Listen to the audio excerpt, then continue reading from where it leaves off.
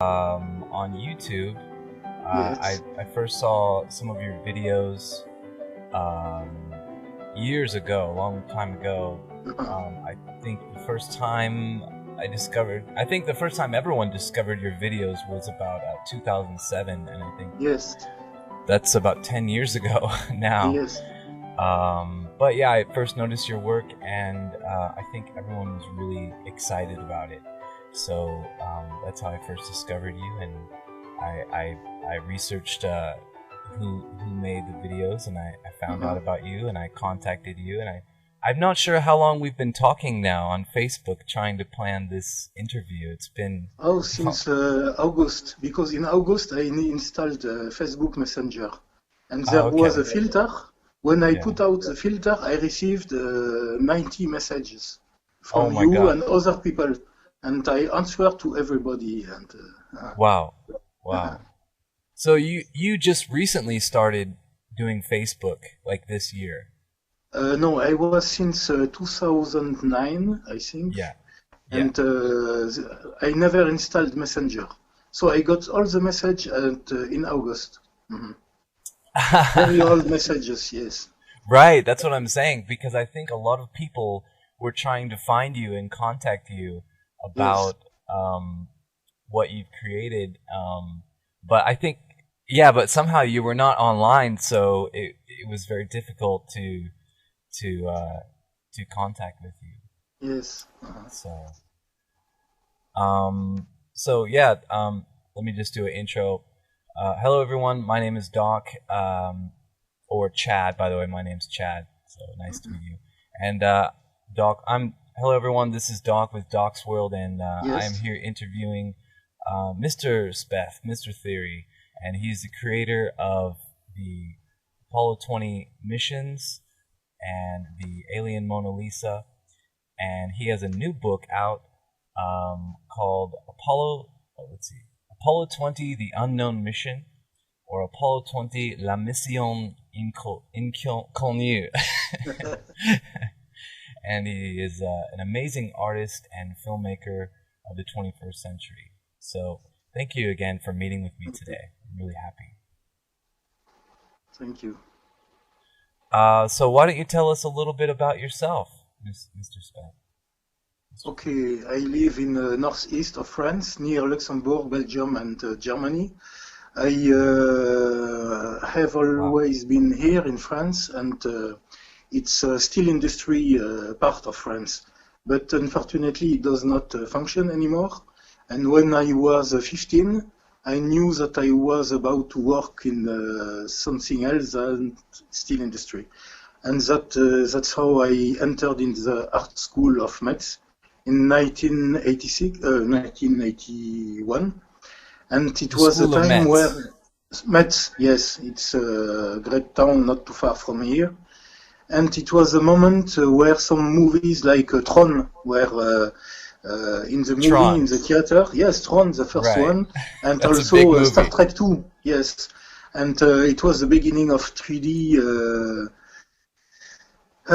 development. The first softwares were functioning. The people of Star Trek 2 were making the Genesis sequence. I saw how they were working on it, and I was making a lot of pictures, photography. It was my specialty, but I wanted to work in 3D. So I bought an Amiga, Commodore Amiga, and I used the first software on. I used Videoscape 3D, which was a little father of Lightwave 3D, new tech, which I still use today. And I was beta tester of some software, the first 2D and 3D software. Imagine 3D of Mike Alvorson, Aura, which was a 2D software, and next time I was working on Silicon Graphics. Yes, Action 3D, which does not exist anymore. This is amazing. And, I didn't know you were a 3D artist. That's amazing. Oh, okay.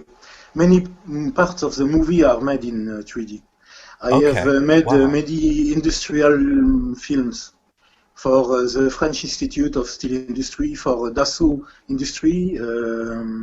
I was also making work from the black box of the airplanes who crash.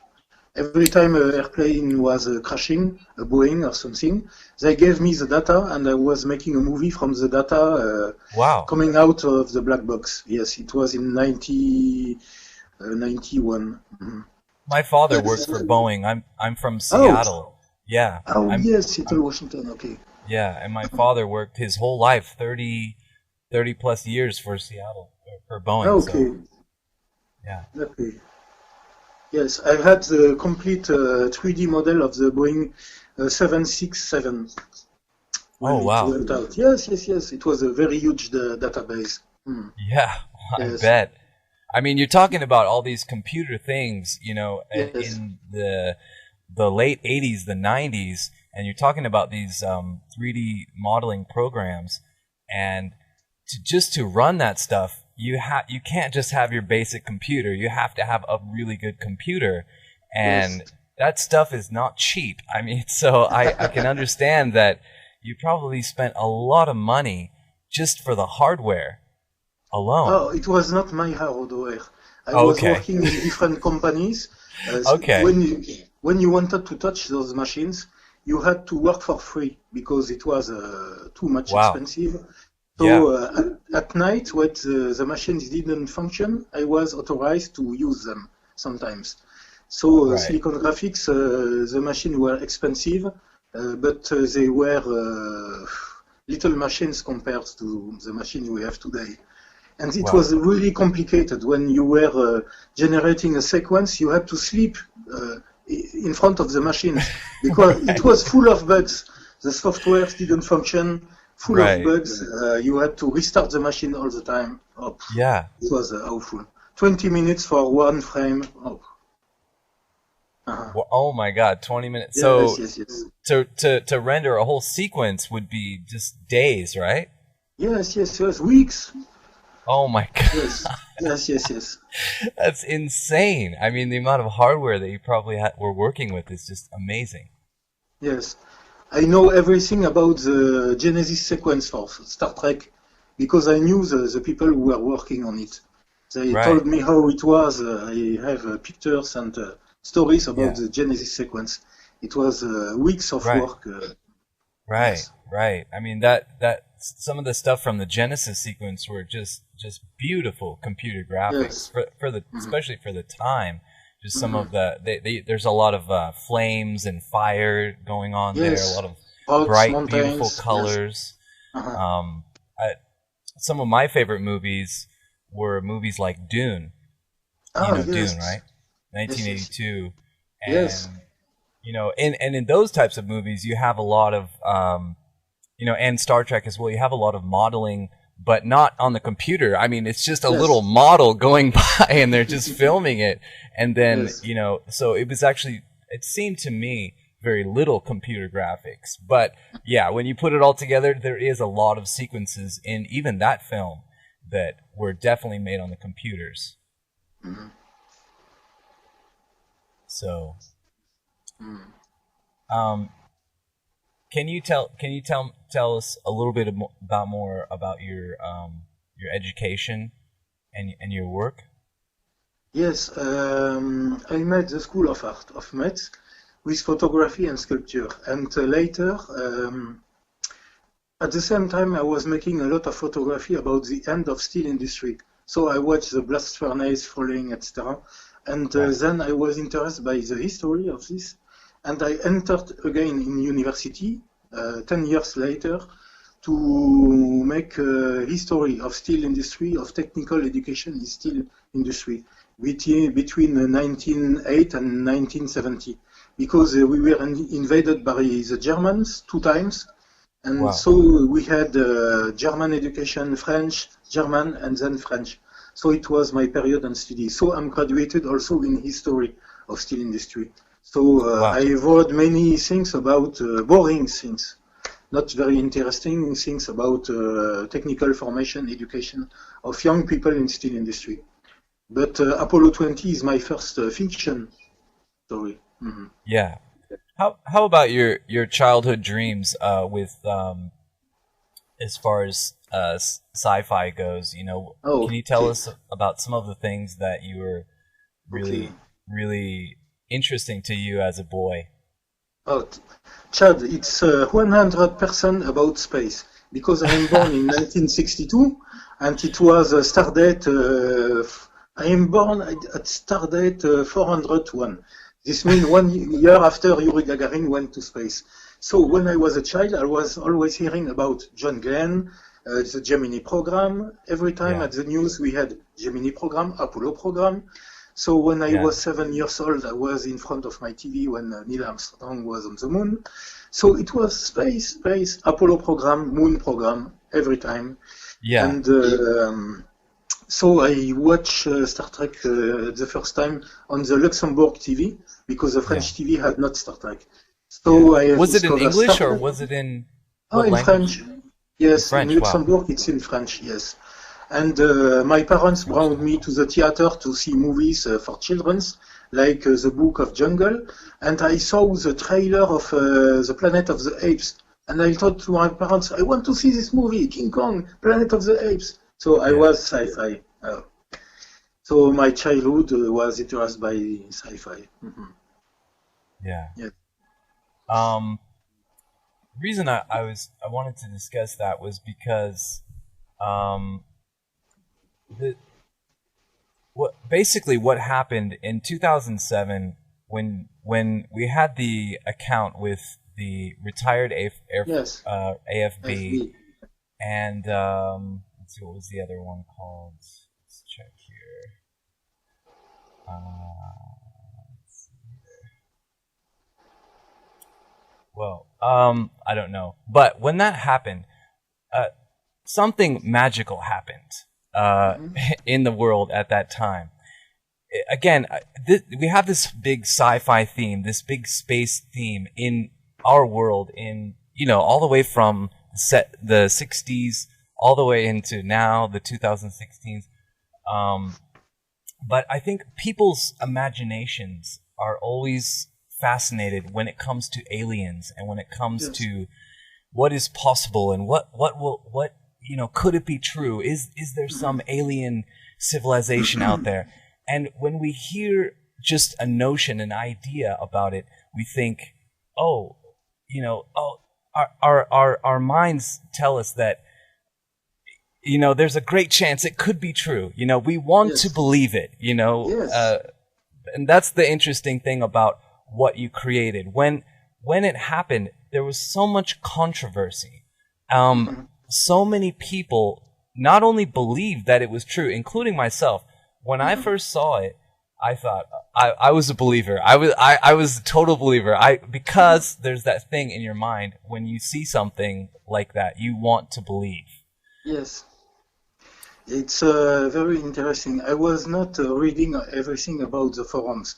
When I made it, it was the 1st of April, and later I had no time to read everything on the forum, like Above Top Secret or Godlike Production. I tried 1 or 2 times to connect to the forum, and I was banned when I tried to explain what I did. Yes, and the NASA banned also me from the 18 site. Yes, I've been blocked by the NASA 2 months. When I wrote to them, they told me, we believe that your stuff come from our server. So they sent a message like this. The day after, they blocked me. So I told me, what am I able to do? I'm writing a sequence, I'm doing a sequence, and they say it comes from our server. Yeah. But I think it was something like an automatic message or something. And later they unblocked me. But I know that the background of the whole story, science does not provide the good answer. So everybody is searching for something else. Right. Many people feel helpless or alone. Yeah. And you cannot do something else that raising your hand in the dark and asking for help and a new philosophy, a new order, new idea, new culture. We need that. It's something curiosity is in mankind. That's why we try to see above the horizon, behind a wall, behind a keyhole. We want to see many things. We are curious. So this this story that you created, one of the reasons why it's so great is because when it came out, there was this question as to, is it real? And you fooled everyone. I mean, in my mind, you tricked everyone into believing that this is real. And that's how I know that you are one of the greatest artists of our time, because everyone believed that it was real, and including myself at the time. And so that's how I know that I can compare you to some of the greatest science fiction writers of our time, like Ray Bradbury, who created so many science fiction dreams, you know, these science fiction dreams and stories that could take us to places that we can only imagine. But you brought us a video, which is even better, and that's what makes you a great modern artist and filmmaker.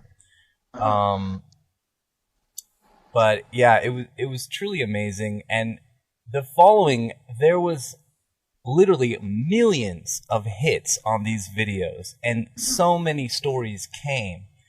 And even now, when you check the videos now, there is a large number of people. Half of them say, oh, it's not real, we know it's not real. But there's still a large number of people that still believe that it's real. Yes, it's because I made some of the videos like original reports from the Apollo missions, because I have all the hours filmed by every mission.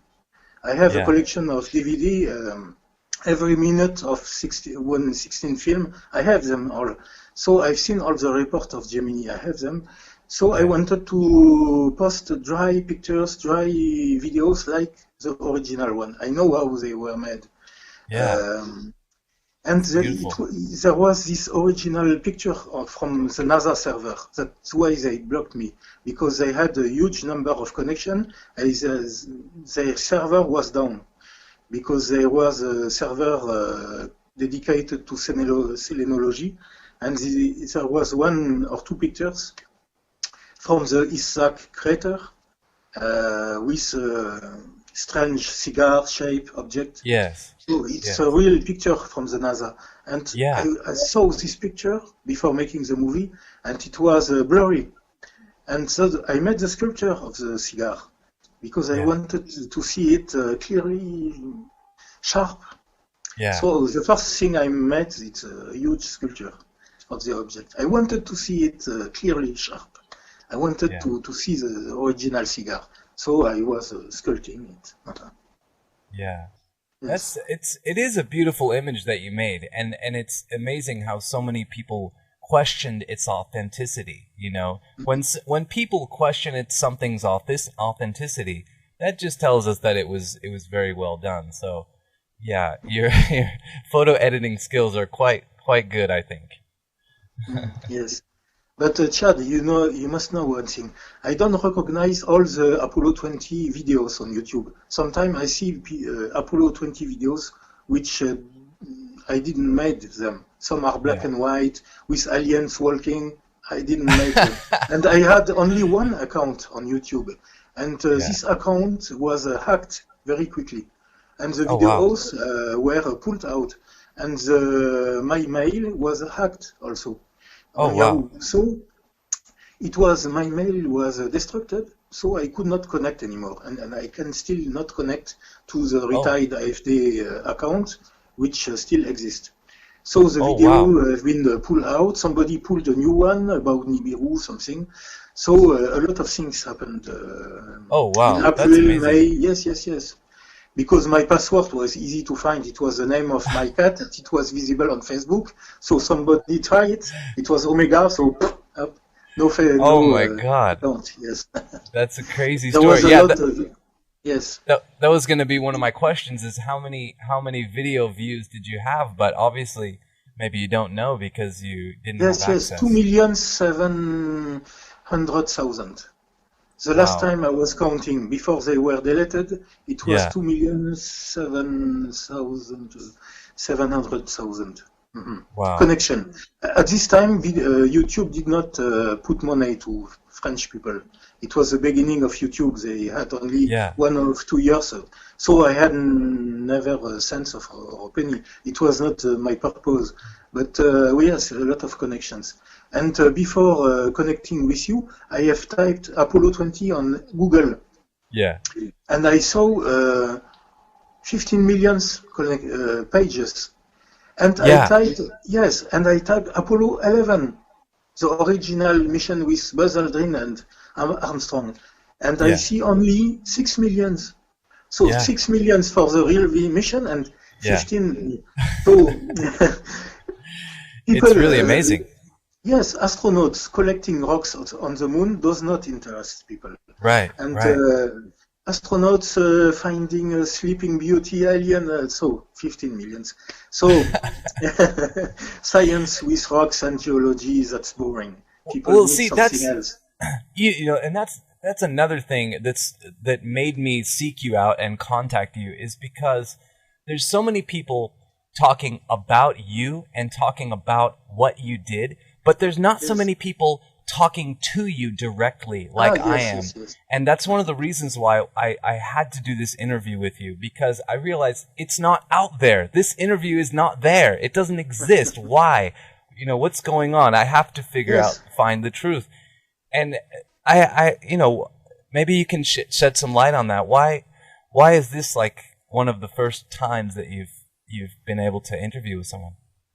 I think that many people were afraid to be deceived, maybe, because I had 2 contacts with people from Germany on Facebook, and I answered to them. I said it's a creation, a fiction, and they disappeared. A journalist from they don't believe it. They don't even believe you, right? A lot of people do not believe me because I have somebody in Japan. That's the crazy thing. I sent to him. Yes. He is always writing, asking me the phone number of William Rutledge, the astronaut. And I always tell him, I don't have, it's a fiction. Believe me, 2 weeks ago, I took this. I made a print, a mold. It's like this, so, rubber, okay? This is the original head of Mona Lisa. I made a second exemplary. I sent to him in Japan. And you sent it a print to be, and I wrote to him, I don't want to fool you, it's a fiction, believe me. Right. He's a biochemist. And he received the head, and 1 week ago, he wrote to me and he said me, it's a good replica of the head in the movie. I told him, it's not a replica, it's a head. Right. So yes, people want to believe, some want to believe absolutely. And many people were afraid to be deceived. And I had a contact with another journalist. Yeah. When I showed him the head, no contact anymore. He wanted to do an interview. I showed him a picture of the head in rubber, and dead. You're the only one who are talking to me. Yes. See, that's why this fucking world is so crazy. It's insane. How is it possible that I'm the only one? It's amazing. Yes, 15 million pages, and you are the only one to talk to me directly. That's how I know we're living in the Matrix, right? Right? Yes. You know what I'm saying? That's how I know this is not real. Nothing's real. My name's Chad Baxter. Chad Baxter is interviewing the first guy to interview the guy who made the alien Mona Lisa. It's not possible. This is crazy. After 15 millions of connection, you are only one guy to talk to me. That's insane. And let's just be clear, you should have all the credit and all of the media, the proper media interviews that you haven't had in the future. So I hope that after this, maybe you can get a little more recognition for the amazing work that you've created. Yes, but at the beginning, I didn't want to expose myself because I wanted the art thing, the complete work thing, be an anonymous sculpture. Like the middle-aged artists, they never signed a sculpture. I wanted all the reports from the space mission to be alone. I had a contact with a TV crew from Japan.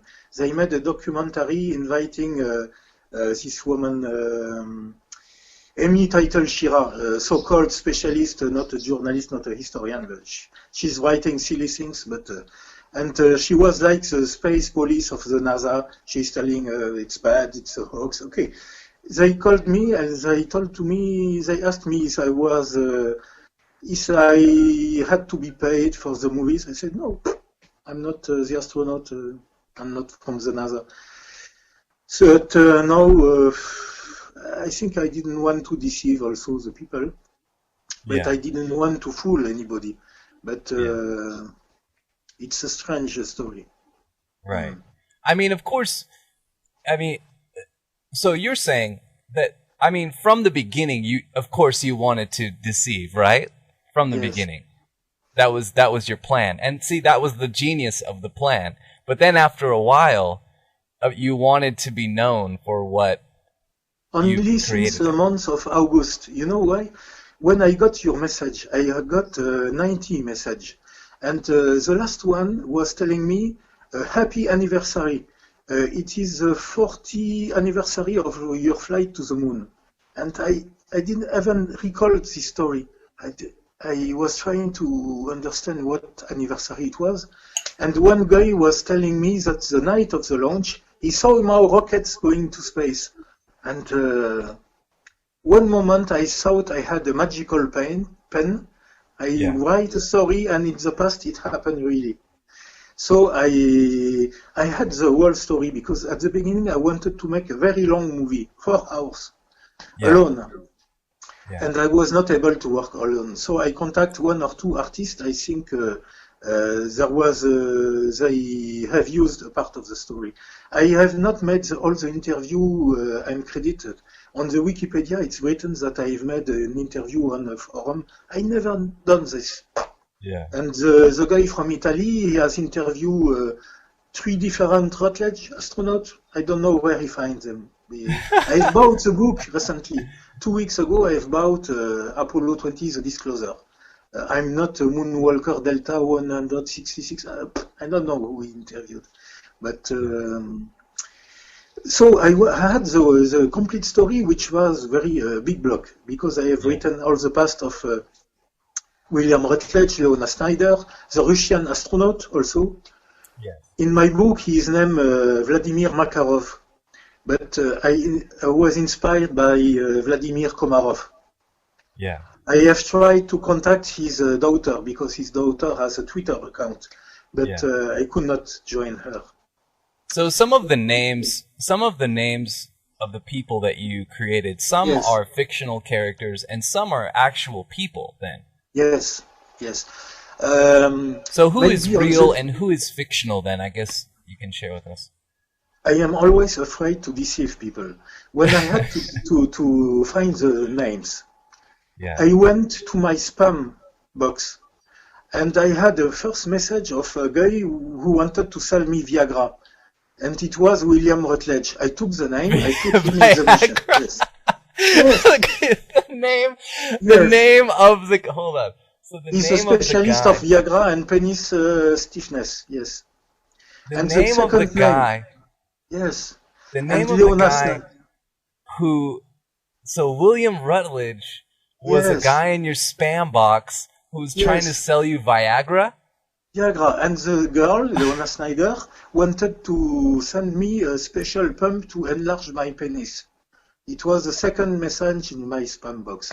Oh my god. Okay, so we have to do another interview, and you have to show, or just send me the files later. Send me a screenshot of if you have it, if you can find it, that would be amazing. Because it was on my Yahoo account, and my Yahoo account was hacked. But I didn't make it. When I'm writing fiction, I always find my names in the spam box, because they are using ordinary names.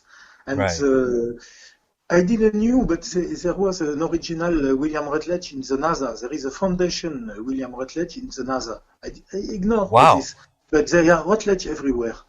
But later I have made the whole story of Leonard Snyder, which is a big story. She comes from Rwanda.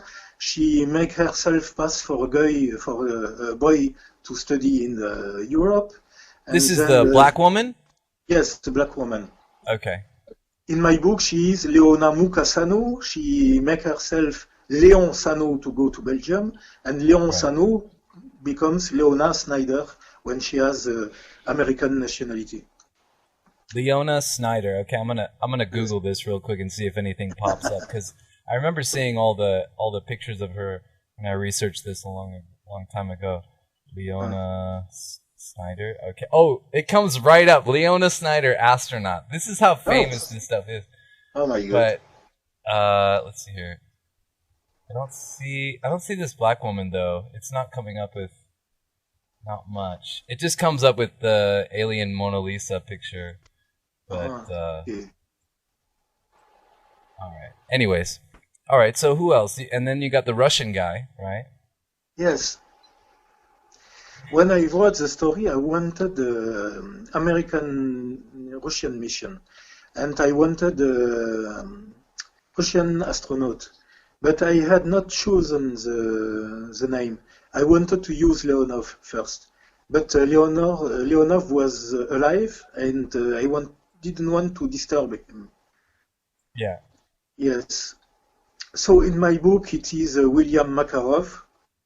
But it's clearly when you read who is this man, what he did, you can recognize Vladimir Komarov.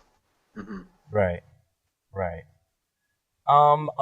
If there's a video on YouTube called Apollo 20 Debunked, and a lot of the things that they're trying to debunk is the cockpit of the spaceship, the Yes. inside of the spaceship. So, can you tell us a little bit how you created those scenes? Okay. I had problems to create this scene because I made the full cockpit in full scale, Wow. as big. Yes, in wood. It's still have the pictures about this. Wow. And it was too big. Now it's destruct. I only kept the panels with the switch. Yeah. So one part of the cockpit is real full scale, and another part is made in 3D. I have used a match moving program to mix them. If you want to do something, yes, you have to mix little model, huge model, and 3D. It's a mix of the three. Yeah. And there is a character filmed in front of a green screen. It's a mix of 4 different techniques. Yes. So how did you recreate the panels? Oh, the blueprints are easy to find. It's a plexiglass with perforations, and I had a lot of switch. So I still have the picture. I can show them. If you want, I can send them. I definitely want to see in the next time or whenever. I would definitely like to see. You're saying you have pictures of the structure that you made in the woods. That would be amazing to see that, and anything about like the panels. That would be great to see. I will print them so I can show them here. Mm-hmm. Yeah, that would be amazing. Yeah, this could be a nice series. I think people would like to see and share and learn about this story, and we can open it up a little bit so people can, understand, what's really going on here. Okay. If you want, I think I have the panels in my basement. I can take them if you want. Oh, really? Yes, or maybe the next time if you want. Okay. Yeah, that would be great. That would be amazing. I think people would love to see that. Can you tell us about some of the actors in the film? I think there's just 1 or 2 people, right? Are you in the film, or? Yes, I am Leonov. At one moment, I had a rubber mask of Leonov on me, but no. So you had a rubber face mask? Yes, I have sculpted the face of Leonov. And I like in the movies. But now the videos you can see are 3-dimensional characters. I have the big spacesuit, but it was too complicated to film myself inside the spacesuit because it is made exactly like the original.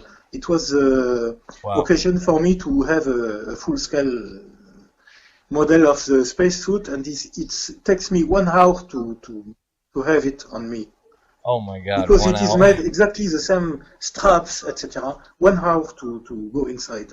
So I can put it on next time only the front part, but it's painful to go inside. Yes. Yeah. So many actors like Leona Snyder are 3-dimensional actors. Right. It does not exist. I have the 3D model on my screen. Yes. Right. So you're the only actor in the film, and you're wearing the spacesuit, and you're wearing some kind of mask that you made. Yes. Some kind of rubber mask or something. Do you still have that?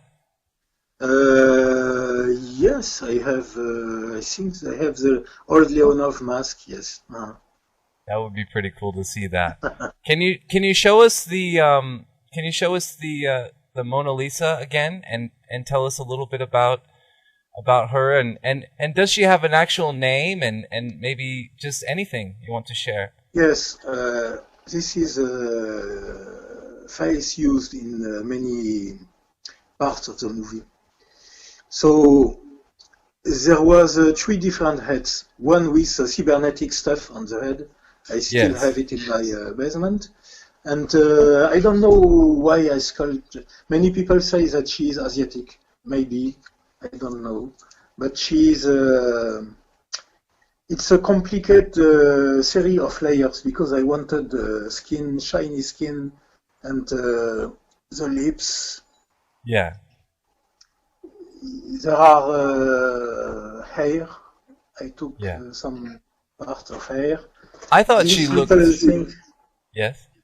I don't know why I put here this thing.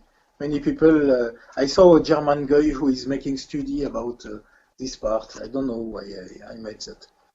Sometimes I thought she looked very like Egyptian-like or very African face. Yes.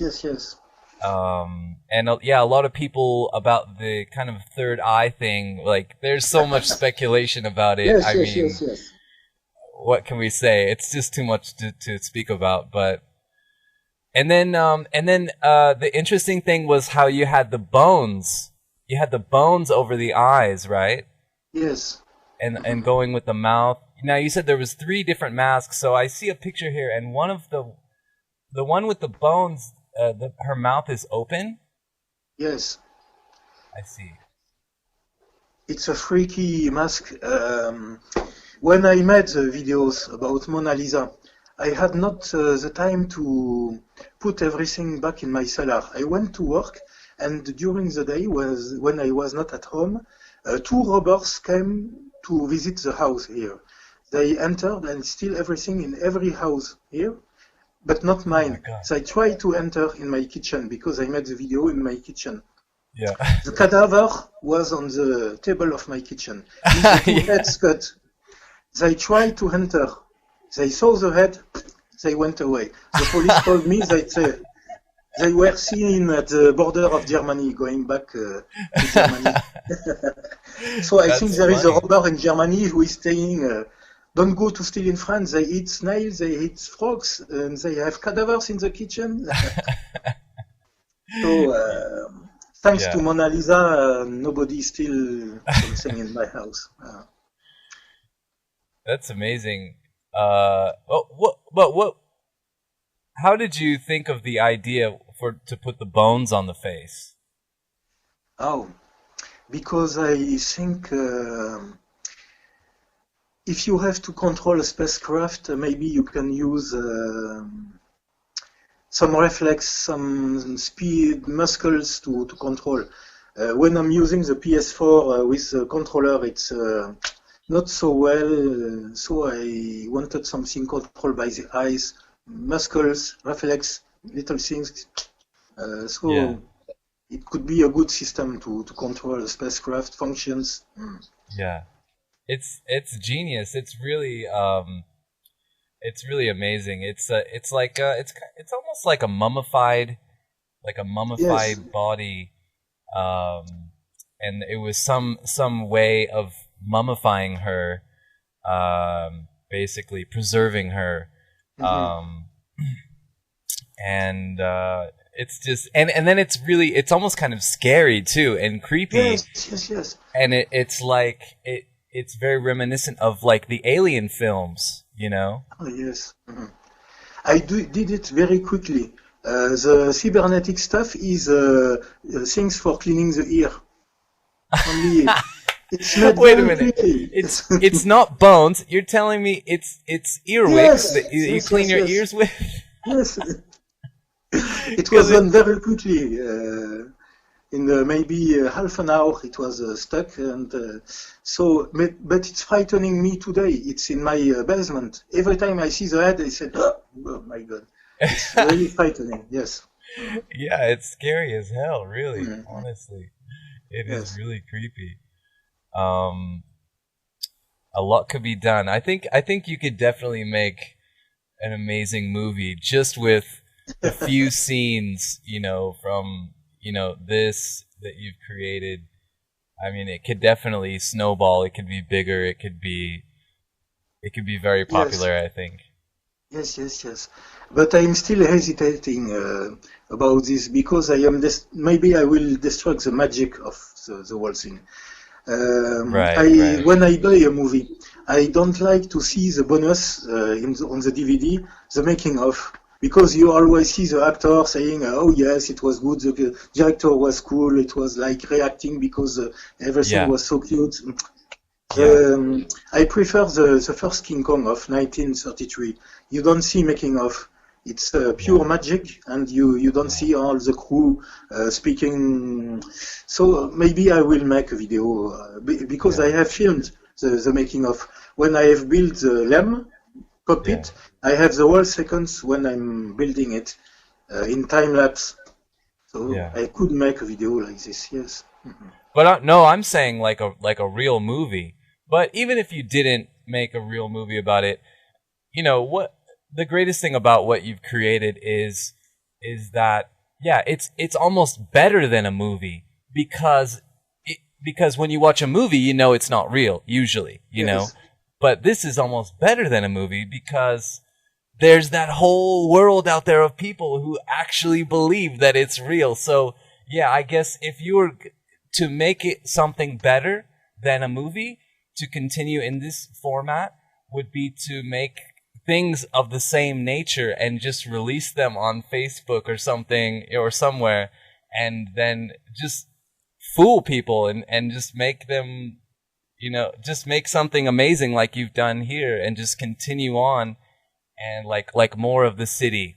Like if there was a city there, I don't know, you know, more of the ship, more of, you know, whatever. And I think, you know, just things like that would be way better than a movie because it creates a lore, you know, it creates just something that, you know, like I said, as in Ray Bradbury, you know, the stories that he created, they just stick in your mind and you're never going to forget them. But this is almost better than those because you think it's real, you know? Yes, this is true because I am more, I like Ray Bradbury more than Arthur C. Clarke. Arthur C. Clarke is a hard science author, but Ray Bradbury does not try to make illusion. But I think he just talks about it as if as if everything already happened and this is a real story. And it's. There is a huge difference between some movies now who try to put the imaginary and make it real.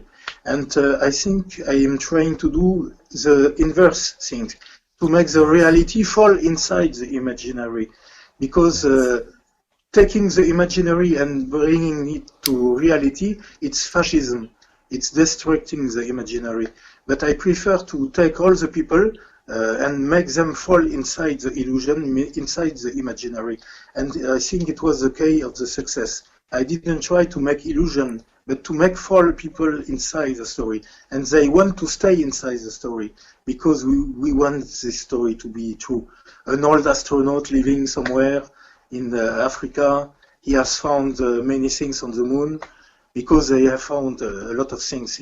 If you have the English version, I hope I will finish the English version. You will see what is happening on the moon. Every time they are going out, 8 times they found new things. And Yeah. I wanted to make something new in sci-fi, because exploration of an alien spaceship, you have a rendezvous with Rama or the gateway of Frederick Paul. And I told to myself, I want to do better than they did. So in Rendezvous with Rama, the astronaut makes the exploration, but they are not talking how they feel after this experience. And in my book, there are 2 big chapters of what is happening when they come back to the Earth. They are changed physically and psychologically. And for me, it was the most interesting part of my book. What happened when they are going back to the Earth? Because in 1979, Neil Armstrong went to France, and he was interviewed 3 hours. It's the only interview with 3 hours of Neil Armstrong. He didn't like that. And people were phoning to him on the TV, and they were always, during 3 hours, asking the same question. Did it change your mind? Did you believe in God before the flight? Do you believe in God now? What changed in your mind? And he was always answering, nothing changed. I'm the same. I don't know. And people were not satisfied. During 3 hours, the same question was coming. We would like to be changed. It's a fantastic experience. So my book is a lot on this. What is changed on these 3 astronauts after the flight? There is 1 Russian, an African woman, and an American citizen. They are deeply changed. Yeah. I think that's definitely a key factor of the story, is when people are changed. Mm-hmm. Because I think the story also has changed us too. Your story. Definitely. Definitely has changed me. I mean, it's something changes inside of you when you just have a new idea or a new realization. Wow, could it be? Could it be true? Like this amazing alien civilization on the moon, or they crashed on the moon or something. Can you tell us more about that story in your mind? What happened there? What do you think? How did this spacecraft come to be on the moon, kind of thing? Oh, in my book I have the complete story. At the end of the Apollo 20 mission, they have found a lot of things. There is people analyzing the facts, what they have found, and I must tell you that I have written Apollo 19, Apollo 20, and Apollo 21. Wow. Apollo 19 is a mission badly prepared. The astronauts go to space, and after 60 hours, they disappear. But in fact, they go to the moon. They are the first explorers of the spaceship. And they are not prepared because of political reasons explained in the book. They are unprepared, and they all die. I think they all die. I have to write now the book of Apollo 19. And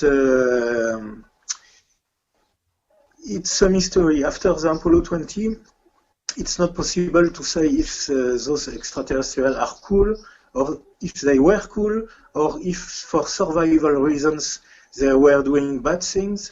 There is a connection with the Roswell experience, with abductions during World War II, in the Nazi camps during the bombing of Dresden, and there are connections to.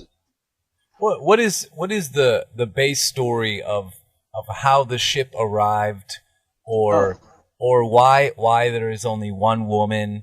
Can you give us more about that? Okay. So it will be a spoiler of the book. Okay. You don't want to spoil it. I can tell you if you want, because it's always a pleasure to read it, even if you know the story. It's a wrecked ship. The ship has not to be on the moon. It's a destructed and wrecked ship milliards of years ago. And those people inside the ship, they had to find a way to survive. And that's how they made some choice to use the human race as for replacing their organs. It's difficult to know exactly. Still a mystery. They are living longer using parts of human bodies. They have something to live longer, which exists inside the ship, and at the same time they are reproducing, having children inside the big spaceship, but they are not numerous people, aliens inside the ship, so they have genetic problems. That's why Mona Lisa has a strange bones here on the frontal part. So it's a very, very long story. Mm-hmm. So you mentioned a lot about using the human race and the genetic modification, using the body parts from the humans. And this is really reminiscent to me of Zecharia Sitchin. Are you familiar with his work? Yes. He wrote the 12th Planet. Yes. He wrote the Book of Enki. Giants. The big giants. And I want to do more serious interviews of this nature of people who are still alive, who are in this genre. And one of the people that I want to interview is, of course, the great Zecharia Sitchin.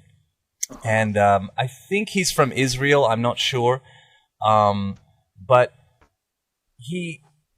it's a very similar situation because people are unsure. Is this based off of fact, or is this just a story? People have come to kind of just accept that, well, this, for example, the Book of Enki, and it just goes way back to the beginning of civilization. But he says that it's based off 10,000-year-old ancient tablets that he's found. And that's another reason why I want to interview him, because even if it's not true, the story itself is absolutely amazing.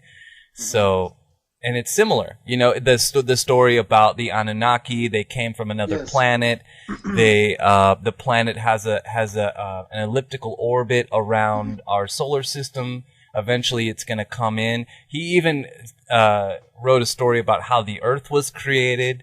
You have Tiamat and this other planet, and the whole thing is amazing. Yes, I have read his books, and he tried to find good conclusions with some missing parts. He's guessing a lot of things. I think he's wrong when he's describing an alien race which try to collect gold.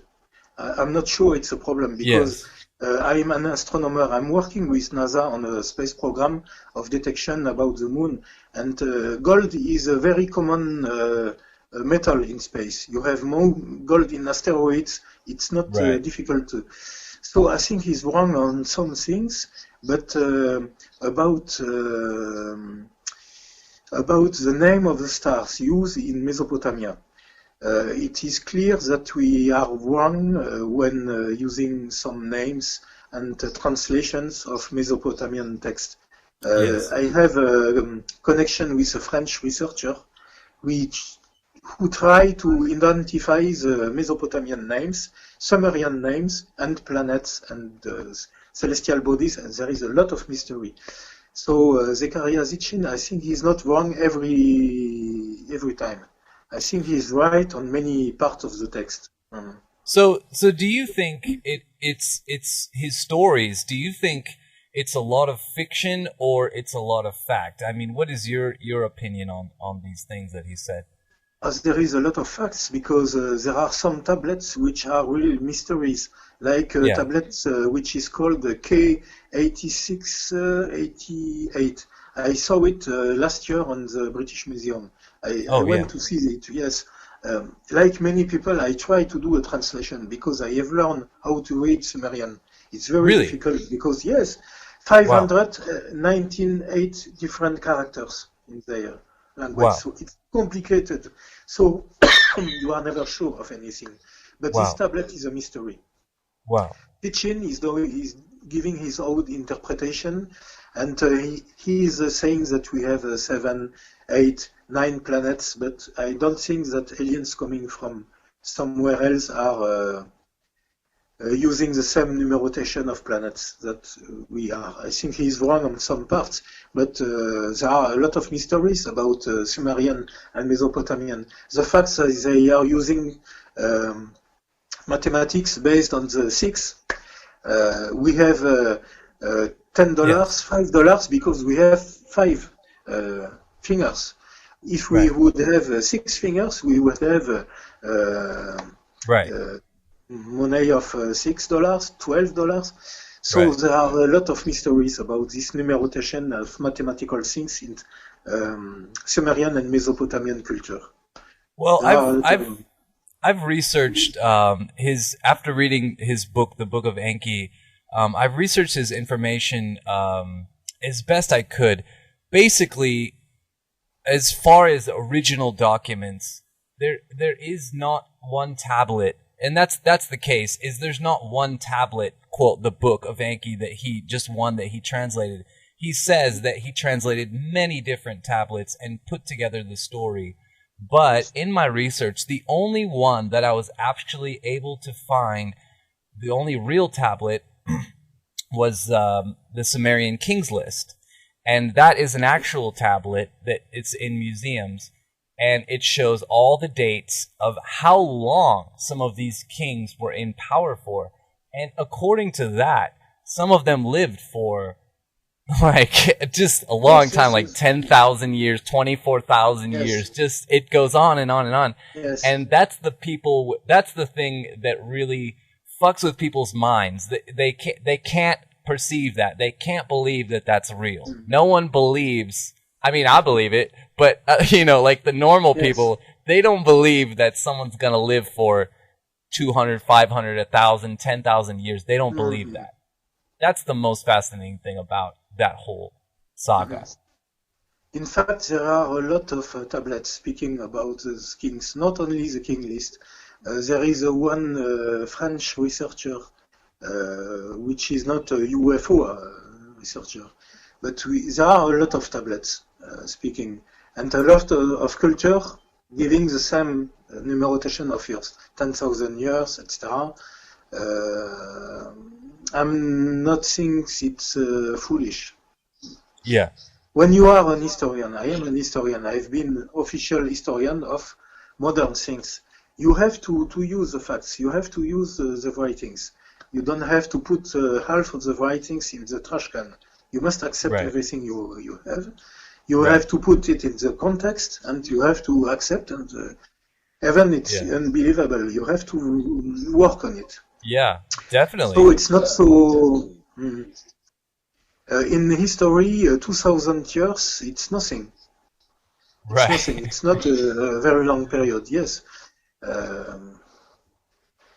I could explain why, but when you look the size of the railway tracks, it's 1 meter, 40 centimeters, 43 centimeters. It's the same enlargement that 200 years before Christ between the wheels on the Roman carriage.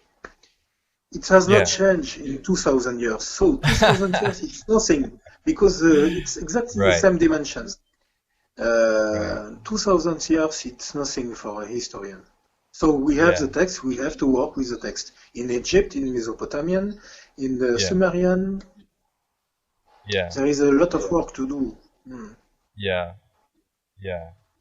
I, as far as, going back 2,000 years and then going back 4,000 years, you have to speak about religion a little bit. And for me, I tend to believe that, with Stitchin and his analyzation of the facts, it wasn't gods, it was real people. It was people that was there. It wasn't some invisible god up there. And that being said, I have to look at those facts, and going back 4,000 years ago to the time, 6,000 years to the time of Moses, you know, on Mount Sinai, creating the 10 Commandments, you know, I just think maybe the guy was a liar and he just, or maybe he's hearing things, I don't know. But those tablets were made by him.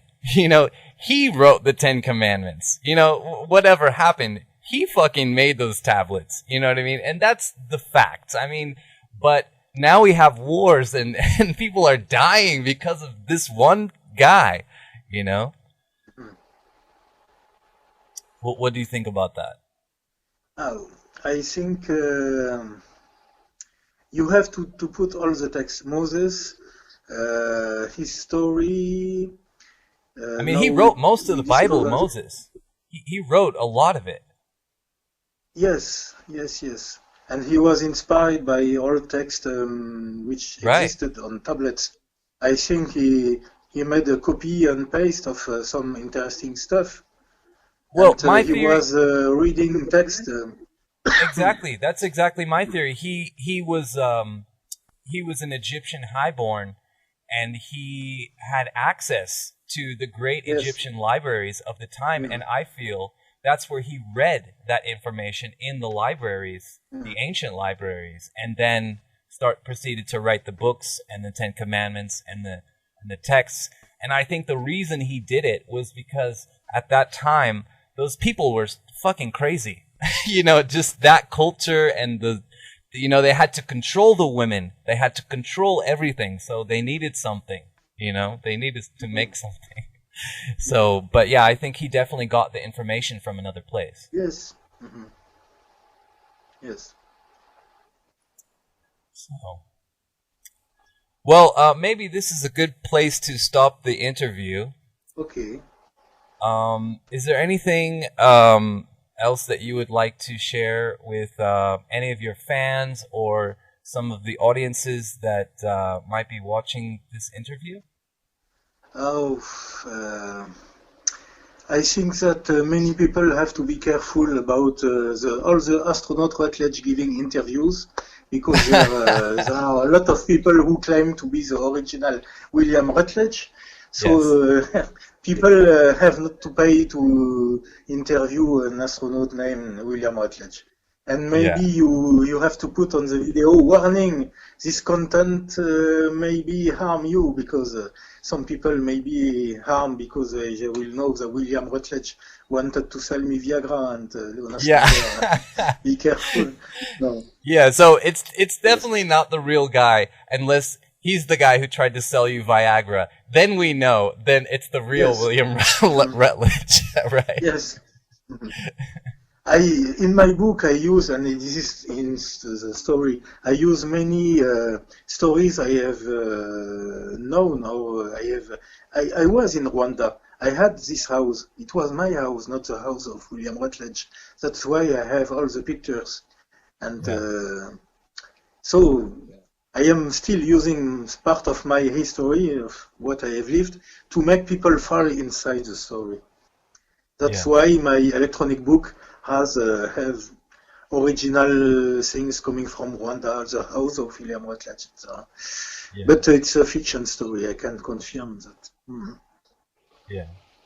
But in the beginning of the book, I'm writing, you can choose to believe that I am a kind of Snowden who is putting the real story in the sci-fi book, not to go in jail. But I think I will have problem if I go one time in the United States. I think if I go to an airport in the United States, I will have a couple of days to make in jail. For real? That's crazy. Well, maybe we can fix that, man. I think you should definitely. I think you should definitely be a famous person in America for good reasons, not for bad reasons. I think. Yes, I made America great again, like Donald Trump. An American mission on the moon, Apollo 20, exploring an alien spaceship. It's good for Russia and America. Right. Yeah, definitely. All right, well, Mr. Theory Speth, I'm so happy to meet and interview with you today. Okay. It's been a great conversation with you. Yes, thank and you.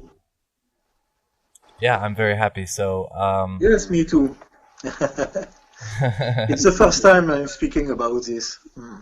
wow, yeah, it's amazing that I have the pleasure to interview you. I'm very happy. Okay, me too. Well, have a great rest of your night, and I'm gonna Okay, let you thank you. go. But thank you very much, Mr. Speth. I appreciate Yes. your time. Okay, me too. All right, take care. Okay, thank you. Live long and prosper. You know how to do this. I can't do it. Yeah, live long and prosper, my friend. Okay, Okay, take care. bye. Bye. Thank you.